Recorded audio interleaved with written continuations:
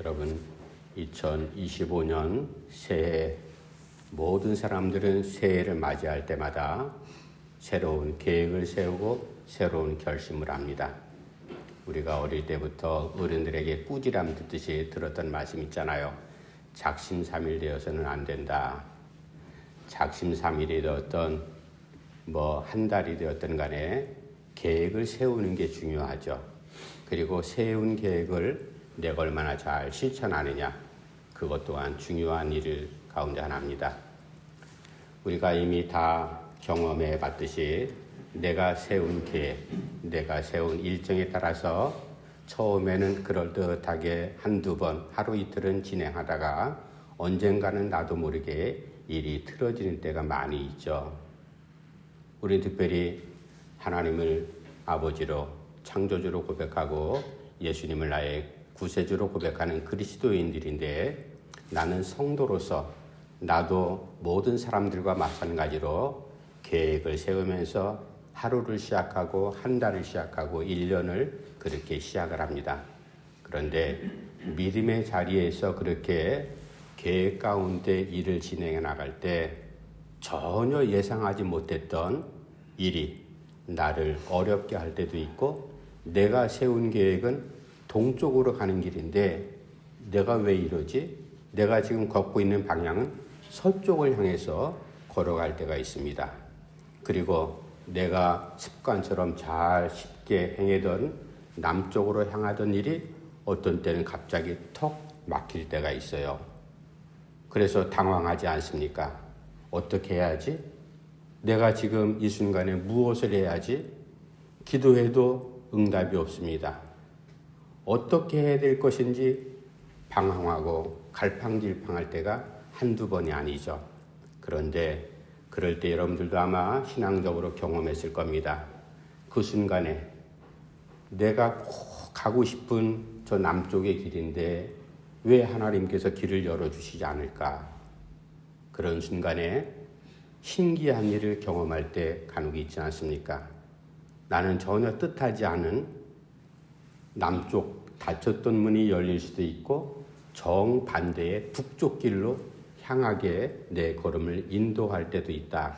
그래서 우리는 신앙으로, 모든 믿는 사람들은 하나님께서 나를 이렇게 인도하시는구나, 성령께서 나를 이렇게 돕는구나, 그렇게 생각을 하면서 우리가 지금까지 신앙생활을 해나가고 있습니다.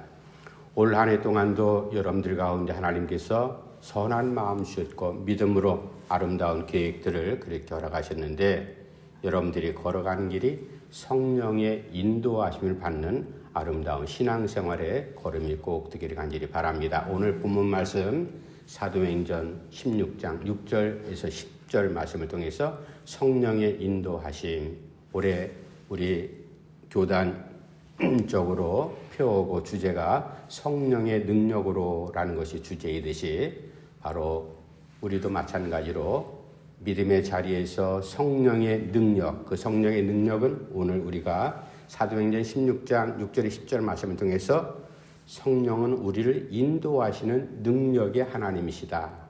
그 말씀, 짧은 말씀이지만 본문을 통해서 성령의 인도하심이 나의 현 실생활 가운데 어떤 인도를 하시는가 말씀을 한번 상고하도록 그렇게 하겠습니다. 이제 본문 넘어가서 6절, 7절 말씀 우리 다시 한번 읽어봅시다. 6절, 7절 말씀 시작. 성령이 아시아에서 말씀을 전하지 못하게 하시거늘 그들이 부르기아와 갈라디아 땅으로 다녀가 무시아 앞에 이르러 비두니아로 가고자 하되 예수의 허락하지 아니하시는지라. 아멘. 이 본문의 상황은 사도 바울이 이제 변화받고 이방인을 위한 사도로 그렇게 부름받아서 복음을 전하지 않습니까? 유대 땅을 떠나서 이방 땅으로 가서 복음을 전하는 그런 가운데 두 번째 바울과 실라가 2차 전도여행을 떠납니다. 그 전까지는 바울과 바나바가 전도여행을 했다가 심하게 이제 다툼이 일어나서 헤어지게 됐고, 바울은 실라를 데리고 2차 그렇게 전도 여행을 바로 하는 그 시점입니다. 지금 이 전도하는 이 지역이 어딘가 하면은 우리가 옛날 지명이기 때문에 생소하지만 쉽게 말씀드리면 터키, 트리키에라는 그 터키 지역에서 지금 복음을 전하고 있어요. 터키의 중부 지역, 저는 한 번도 가보지 못했지만 터키의 중부 지역에서 지금 복음을 전하면서 예수는 그리스도입니다. 그리고 하나님을 새롭게 증거하고 예수님의 십자가와 그리고 우리의 죄 용서함, 예수를 믿으면 누구든지 구원의 자리에 이를 수 있습니다. 그리고 이 땅에 살아가는 것이 삶의 전부가 아니고 죽은 다음에 그리스도로 말미암아 우리가 또 부활하게 됩니다. 이러한 여러 가지 복음을 만나는 사람마다 절할 때 그 터키에도 유대인들이 건너와서 사는 사람도 있었고 또 이방 사람들이 대부분이 이루었죠. 그렇게 복음을 전하면서 걷지 못하던, 태어날 때부터 걷지 못하던 사람을 그렇게 치료해 주는 일이 일어났어요. 기적이 나타났습니다. 바울을 이상하게 이제 여기고 생각하는 사람도 있었고 그 가운데 우리가 잘 알듯이 유대인들이 끝까지 쫓아와서 바울을 괴롭히지 않습니까? 그래서 거기 있던 지역 사람들을 선동해가지고 바울을 돌을 던져서 죽이려고 했던 사건이 일어났어요. 바로 그 무렵이에요. 지금 이 지역, 터키라는 지역에서 이렇게 복음을 전하면서 어쨌든 고난을 당하고 죽을 고비도 넘기면서 갖은 수모를 당하면서 복음을 전하는 이 바울 사도의 발걸음. 그런데 바울 사도가 기도했어요. 내가 지금 여기 있으면 안 되겠다. 아마 나름대로 그 일행들하고 의논을 했겠죠. 우리가 지금 중부 지역에 있는데 저 북쪽으로 좀 올라가자. 그렇게 기도를 하고 있었는데 오늘 말씀 보니까 7절 말씀에 뭐라고 되어 있느냐 하면 무시아 앞에 이르러 비두니아로 가고자 애쓰되 예수의 영이 허락하지 아니하는지라. 예수의 영이 허락하지 아니했다는 건 성령을 의미하지 않습니까? 예수의 영, 성령, 삼위일체 하나님은 한 몸이시죠. 이제 성령께서 바울 일행이 터키 북쪽으로 올라가는 그 계획을 이제 자꾸만 막으시는 일이 바울이 기도해도 이거 아닌 것 같은데 여러 가지 일들이 자꾸만 나타납니다. 그래서 성령의 인도하심은 첫 번째 6절 7절 말씀을 통해서 바울 일행이 갖고 있는 계획을 인도하시는 바로 성령의 인도하심이다. 이 말씀은 시간은 흐르고 상황은 여러 가지로 다르지만 우리 성도들도 마찬가지로 우리가 믿음 안에서 계획하는 일도 있잖아요. 신앙적으로 계획하는 일, 특별히 복음을 전하기 위한 일, 그리고 우리가 믿음으로 살아가는 그 현장 가운데서 계획하는 일들을 누가 인도하는가? 바로 성령께서 인도하신다. 우리는 성령을 깊게 느끼지 못하고 함께 우리가 성령의 인도하심을 무시하거나 그렇게 살아가는 사람들은요, 인도하심이란 이 말을 내가 계획하고 내가 움직이는데 누가 나를 인도해, 그렇게 얘기할 수 있지만 우리는 믿음의 자리에서 늘 항상 성령의 은혜를 받고 살아가는 사람들이기 때문에 성령의 인도하심을 우리가 가깝게 느낄 수 있지 않습니까? 바울의 걸음도, 바울의 계획도 성령께서 그렇게 인도하시는데, 터키에서 지금 고난 당하지만 그 자리에서 복음을 전하는 그 현장 가운데 있지만 이제 우리가 북쪽으로 더 올라가야 되겠다. 그런 계획을 이제 막으셨다, 틀으셨다, 바로 그 말씀이죠. 구약성경에 보면 우리가 잘 아는 요나라는 사람이 있잖아요. 요나가 하나님의 명령을 받고 요나에 하나님, 너는 저기 니느웨 백성들에게 가서 회개하라. 저들의 삶을 좀 돌이킬 수 있도록 이렇게 내 말을 전하라. 요나가 그 말을 듣고 가만히 곰곰이 고민했지 않습니까? 내가 니느웨로 가면 하나님의 말씀을 전해서 사람들이 너희들 지금 잘못 살고 있으니까 조금 삶을 변화해야 될 것 아니냐. 회개하라. 내가 이 말을 전했다가는 내가 돌팔배 맞고서 죽을 텐데 두려운 겁니다. 인간적으로 얼마나 괴롭습니까? 그러나 하나님께서는 그것을 다 아시지만 꼭 필요한 요나를 통해서 니느웨로 보내시기 원했거든요. 그런데 요나가 어떻게 계획을 세웁니까? 하나님의 계획을 틀어버리잖아요. 니느웨로 가는 것을 다른 엉뚱한 배를 항구에 타서 다시스로 도망하다가 우리가 잘 알고 있듯이 풍랑을 맞아서 큰 물고기 뱃속에 3일 동안 거하는 동안에 요나가 회개하지 않습니까? 하나님, 내가 잘못했습니다. 그래서 이제 물고기 뱃속에서 나온 다음에 요나가 목숨 걸고 니느웨 백성들에게 복음 전하는 사건, 우리가 이미 잘 알고 있습니다. 그런데 오늘 본문 말씀은 하나님께서 세운 일, 하나님께서 계획하신 일, 요나는 하나님께서 계획하신 일을 사람이 그렇게 계획을 바꿔버리죠. 그러나 오늘 바울 일행이 세운, 우리가 터키의 중부에다가 북쪽으로 올라가자라는 계획을 세웠지만 사람이 세운 계획을 누가 틀어버립니까? 하나님께서, 성령께서 그 계획을 틀어서 다른 곳으로 인도하신다. 이게 무슨 말씀인가 하면 우리가 믿음으로 살아가면서 누구든지 다 자기가 자기의 걸음을 계획하고 플랜을 짜고 이렇게 구체적으로 그렇게 움직이죠. 우리가 잠언서를 통해서 잘 알지 않습니까? 사람이 아무리 자기의 길을 계획할지라도 그 걸음을 인도하시는 분은 누구라고요?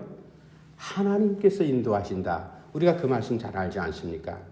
내가 아무리 이렇게 저렇게 계획을 세운다고 한들 믿음 없는 사람들은 예외적인 상황이 일어날 수 있지만 믿음의 사람들, 하나님의 백성, 그리스도인들의 걸음은 아무리 내가 계획을 세운다 할지라도 그 계획이 인간적인 계획이라 할지라도 하나님께서 걸음을 인도하시고 또 믿음 안에서 하나님의 명령을 따라서 세운 계획이라 할지라도 하나님께서 방향을 틀어버리는 그러한 일이 우리에게 나타난다.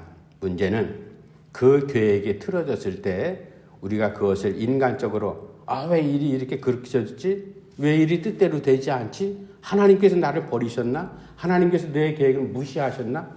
이렇게 우리가 생각해서는 안 된다는 겁니다. 그 가운데 기도하면서 바울이 예수의 영이 터키 북쪽으로 올라가는 선교의 그 계획을 막으셨다. 자꾸만 이렇게도 막고 저렇게도 막은 그런 일들이 영적으로 아니면 어떤 가시적인 일을 통해서 바울에게 나타났어요. 이건 하나님의 뜻이 아닌가 보다. 그래서 내 계획, 그 계획이 신앙인인 내가 세우는 계획이고 하나님께서 나에게 명하신 계획이라 할지라도 순간순간 그 계획을 하나님과 상의하면서 하나님의 음성을 들을 줄 알아야 됩니다. 그래야지만 내가 지금 그 계획, 내가 거기 가면 맞아 죽을 것 같고 손해볼 것 같고 어려운 일 당할 것 같아도 결국은 그 일의 결과는 하나님의 선한 뜻이 나타난다. 내가 인간적으로 세운 계획, 이렇게 가면 정말로 꽃길을 걷는 길이고 부를 얻는 길이고 영광을 얻는 길인 줄 계획을 했는데 그 길 걸어가 보십시오. 마지막 결론은 뭡니까? 정말로 비참한 일들, 그런 일들 우리가 당하고 어려운 수모를 겪거나 낭패 보는 일을 우리가 가끔 경험하지 않습니까? 그러므로 우리가 믿음으로 계획한 일, 그리고 하나님께서 나에게 지시하는 계획을 변경할 때 성령의 인도하심이다. 여기에 대해서 우리가 민감하게 느낄 수 있어야 됩니다. 그래야지 그 계획을 변경한 대로 우리가 불평하거나 원망하거나 인간적인 방법으로 그 계획을 진행하는 것이 아니라 성령의 인도하심을 따라서 걸어갈 때 하나님의 선한 뜻이 여러분들 통해서 나타나기를 간절히 바랍니다. 두 번째, 성령의 인도하심. 9절 말씀 넘어가서 한번 같이 읽어봅시다. 성령의 인도하심 9절 말씀 제가 읽어드릴게요. 한번 봅시다. 밤에 환상이 바울에게 보이니 마게도냐 사람 하나가 서서 그에게 청하여 이르되 마게도냐로 건너와서 우리를 도우라 하거늘. 두 번째, 성령의 인도하심. 사도 바울 일행은 같은 터키 지역에서 북쪽으로 올라가서 복음을 전하기를 원했는데 그래서 자꾸만 그 계획을 세우는 가운데 며칠이 돼도 성령께서 자꾸만 그 걸음을 막으시는 그런 일들이 일어나거든요. 그러니까 성령에 충만한 바울이 그것을 모르겠어요. 바울이 너무나 잘 알죠. 이게 하나님의 뜻이 아닌가 보다. 왜 그럴까? 그렇게 기도하고 있는 중에 환상 가운데 성령께서 바울에게 마게도냐를 보이십니다. 그리고 마게도냐 지역에 있는 한 사람이 바울을 향해서 손짓을 하죠. 급한 손짓입니다. 바울 선생님, 건너와서 우리를 좀 도와달라고 간곡하게 그렇게 외치는 환상을 보게 됩니다. 그때 바울이 하나님의 뜻은 이 터키 지역에 내가 머물러 있는 것이 아니라 저 마게도냐, 우리가 지도를 보면은 마게도냐는 지금 이제 그리스 지역, 터키는 아시아의 끝 언저리고, 그리고 그리스도는 유럽에 이제 처음 들어간 관문이거든요. 그 그리스도의 지역에서 나를 오라고, 우리 일행을 복음 전하라고 좀 오라고 손짓을 하는구나. 이것은 분명히 하나님의 뜻이구나. 물론 어디입니까? 지금 있는 바울이 서 있는 이 터키 지역도 복음을 전할 대상이죠. 이곳에 하나님께서 복음을 전하라는 사명을 주셨어요. 그런데 또 다른 사명을 이제 환상을 통해서 바울에게 그렇게 알려주십니다. 사실 바울 우리가 잘 알듯이 사울이었을 때는 유대인을 대표해서 유대교를 대표해서 그리스도인들을 무너뜨리고 박해하는 일에 앞장섰던 사람이잖아요. 이 사람이 유대교로부터 받은 권한이 뭡니까? 너는 여러 지역을 돌아다니면서 예수의 잔당들을 다 없애버려라. 이게 바로 유대교로부터 받은 권한. 제가 늘 말씀드리지만 빨간 한 장 찬거하고 똑같은 그런 권한을 행사하면서 정말로 망나니처럼 그렇게 사람들을 죽이고 체포하고 무너뜨리는, 교회에 모이는 성도들을 어렵게 하는 대표적인 사람이었어요. 그게 자기의 사명이었잖아요. 그러던 그가 다메섹 도상에서 예수님을 만나지 않습니까? 성령에 의해서 꼬꾸라짐 당하고 변화가 됩니다. 그리고 그의 사울이 변화가 된 다음에 뭐라고 고백해요? 내가 예전에는 교회를 핍박하는 사람이었지만 이제 내가 새롭게 변했다. 내가 예수를 믿는 사람들을 죽이고 예수 교를 내가 무너뜨리려고 하는 사람이었는데 이제는 내가 반대의 사람이 됐다.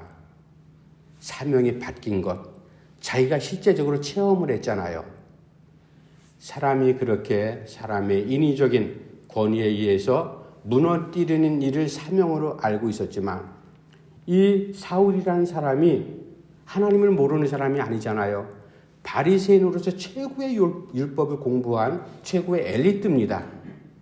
그럼에도 불구하고 예수를 그리스도라고 메시아로 인정하지 않는 유대인들에 의해서 앞장세움을 받아서 예수를 무너뜨리는 그런 일에 사명을 갖고 달려가는 청년이었어요.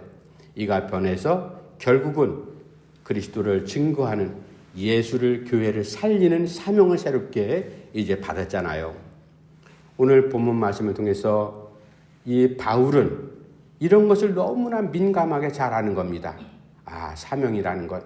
내가 가야 될 지금의 현장의 사명은 터키의 북쪽으로 올라가는 것이 아니라 저 유럽 쪽에는 한 번도 생각한 적이 없었는데 하나님께서 나를 그쪽으로 인도하시는구나. 그래서 이제 두 번째 성령의 능력으로 말미암아 인도하시는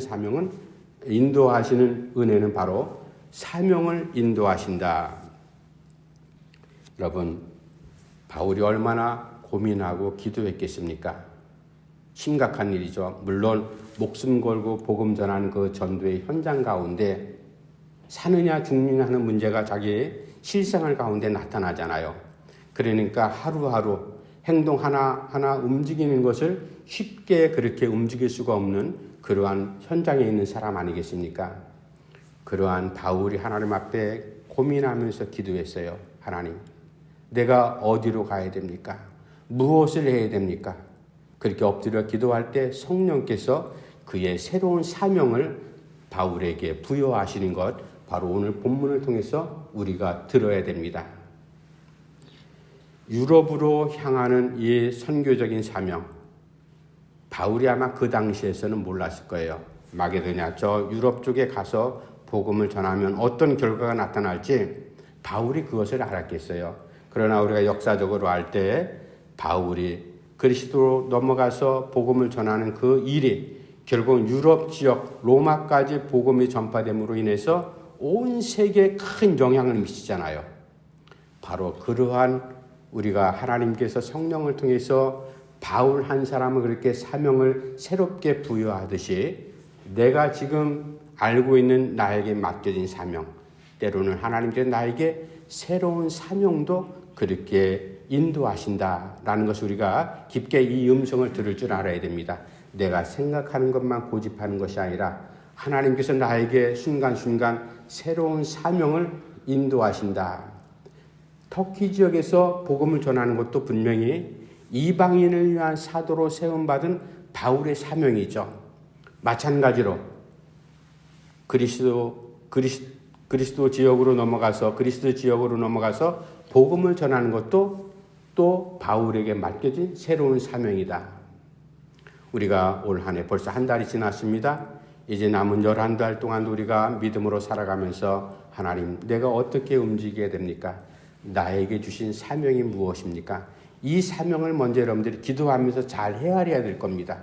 하나님, 나에게, 우리 가정 가운데, 우리의 친척 가운데, 그리고 나와 함께 모임을 갖는데 친구들과 동료들 가운데, 내가 살아가는데 지역 반경 속에서 나에게 주신 사명이 도대체 무엇입니까? 이것을 잘 먼저 헤아리는 것이 중요해요. 내가 이렇게 저렇게 습관대로 세운 계획이 사명이 아닙니다. 성도들의 사명은 특별한 사명이죠. 그 사명 가운데 가장 중요한 핵심은 누가 뭐라 그래도 예수는 그리스도입니다. 예수님의 복음을 전하는 것이 가장 중요한 사명이거든요. 그 복음을 전하는 사명, 그 옆에 펼쳐지는 대인관계라든지 친구들의 관계라든지 직장생활이라든지 친족들과의 관계라든지 여러 가지가 다 연결이 되어 있습니다. 그 중심에는 항상 그리스도의 복음이 바로 중요하다는 사실 우리가 잘 알고 있잖아요. 예수의 복음을 전하는 이 사명 가운데 또 다른 사명의 일들이 생겨날 때마다 당황하지 말고 하나님께서 나에게 이러한 사명을 주시는구나. 믿음으로 잘 기도하면서 성령께서 나를 사명을 감당하도록 인도하시는 그 인도하심에 우리가 민감한 그런 한 해가 꼭 될 수 있기를 간절히 바랍니다. 이제 마지막 세 번째, 성령의 인도하심. 어떤 부분을 인도하시는가? 마지막 세 번째, 순종을 인도하시는데 10절 말씀 우리 한번 같이 봅시다. 10절 같이 읽어봅시다. 시작. 바울이 그 환상을 보았을 때 우리가 곧 마게도냐로 떠나기를 힘쓰니 이는 하나님이 저 사람들에게 복음을 전하라고 우리를 부르신 줄로 인정함이로라. 아멘. 마지막 세 번째, 성령의 인도하심은 바로 우리로 하여금 순종케 하시는, 바울을 통해서 우리에게 분명히 하나님께서 들려주시잖아요. 누구든지 성령으로 아니하고는 예수를 주라고 고백할 사람이 없다. 우리가 그 말씀을 이미 잘 알지 않습니까? 내가 예수를 믿는 것이, 예수님을 여러분들 만난 적이 없잖아요. 예수 믿기 전에는. 한 번도 본 적도 없는데 어떻게 예수를 나의 구주로 고백할 수 있을까?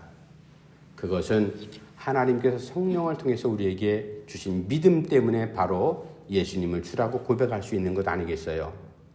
바로 그 성령의 능력, 그 성령의 능력으로 말미암아 우리가 믿음으로 살아갑니다. 신앙 생활 자체가 순종하는 생활이죠. 이 신앙생활, 순종하는 신앙생활, 바로 성령께서 우리로 하여금 이렇게 저렇게 하나님 말씀에 따라서 우리가 살아갈 수 있도록 우리를 순종케 하신다. 구약시대 때 이스라엘의 첫 번째 왕이 사울 왕 아니겠어요?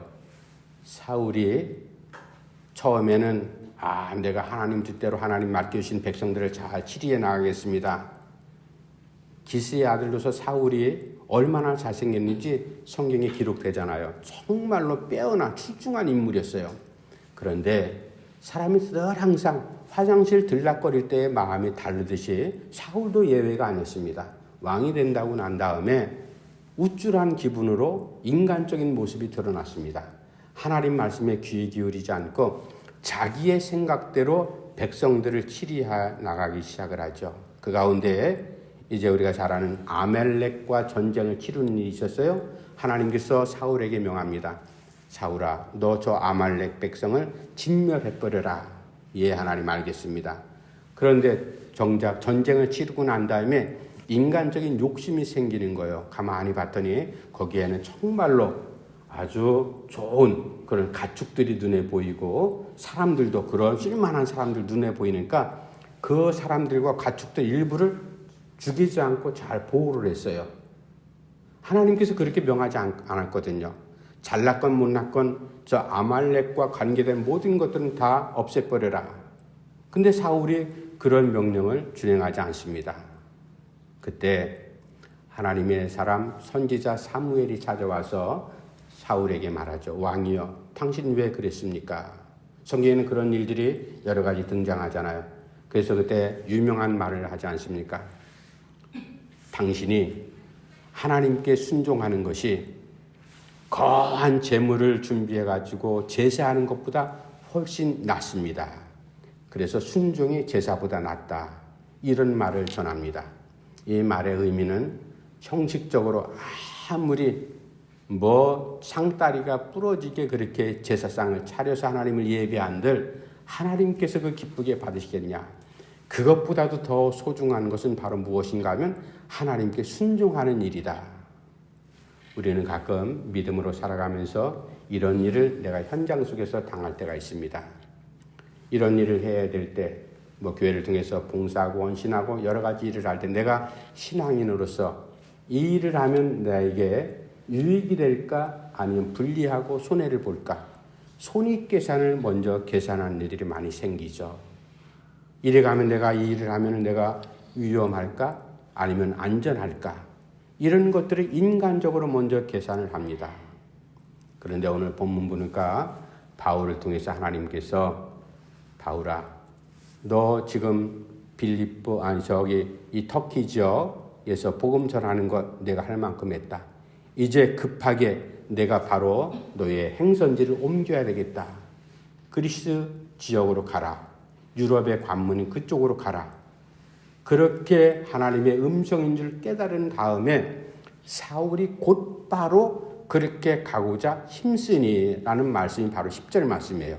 그러니까 곧바로 순종했다 이 말씀 아니겠어요? 우리가 성령을 통해서 하나님의 말씀을 듣는다든지 마음의 감동을 입는다든지 무언가 우리에게 변화가 있을 때 그것을 지체하고 손익계산을 계산하면요 그 일을 지체하고 결국은 일이 틀어져 버립니다. 일이 진행이 안 되죠. 그래서 성령께서 나에게 주시는 마음, 나를 인도하시는 것, 나를 바로 순종케 하는 순종을 인도하신다. 믿음은 있는데 행함이 없는, 순종함이 없으면 그 일이 잘 아름답게 성사되지 못합니다. 우리가 그러한 일을 한두 번 겪는 게 아니잖아요. 그래서 오늘 성령의 능력은 우리를 인도하시는 능력인데 그 인도하심의 첫 번째 인도하심이 어떤 인도하심이라고 그랬어요? 계획을 인도하신다. 사람이 아무리 계획을 세워도요 그 계획을 하나님께서 성령께서 인도하신다. 그래서 하나님의 뜻에 맞게 그 계획을 새롭게 조정하신다. 두 번째는 사명을 인도하신다. 내 사명, 이곳에서도 내 사명이고 저쪽 가서도 사명은 변함이 없습니다. 그러니까 사명의 방향성을, 선교의 방향을 틀어주시는 바로 성령의 인도하심. 세 번째는 나에게 믿음만 있는 것이 아니라 그것을 행할 수 있는 순종함을 우리에게 허락하시고 순종을 인도하신다. 이 아름다운 성령의 능력으로 여러분들의 성령의 인도하심을 받으면서 2월달 한 달 동안도 깊게 그것을 체험하면서 달려가는 여러분들의 믿음이 꼭 되기를 간절히 바랍니다. 기도합시다. 하나님 아버지 은혜를 감사함을 드립니다. 사람이 아무리 자기의 길을 계획하고 걸어간다 할지라도 믿음의 백성들의 걸음은 결국 그 결론이 하나님께서 인도하시는 걸음 아닙니까? 하나님 우리가 계획을 세우고 믿음으로 걸어가는 과정 속에서 때로는 답답할 수도 있습니다. 하나님을 원망할 때도 있었습니다. 기다리지 못해서 조급함으로 일을 그르친 적도 있습니다. 하나님 아버지, 연약한 저희들에게 믿음을 더해 주시옵소서. 그리고 우리에게 믿음을 주셔서 예수를 주라 고백할 수 있는 성령의 능력을 우리가 의지해서 이 한 달 동안도 믿음으로 달려갈 때 저들 가운데 놀라운 일이 펼쳐질 수 있도록 주께서 함께해 주시옵소서. 예수님의 이름으로 간절히 기도하옵나이다. 아멘.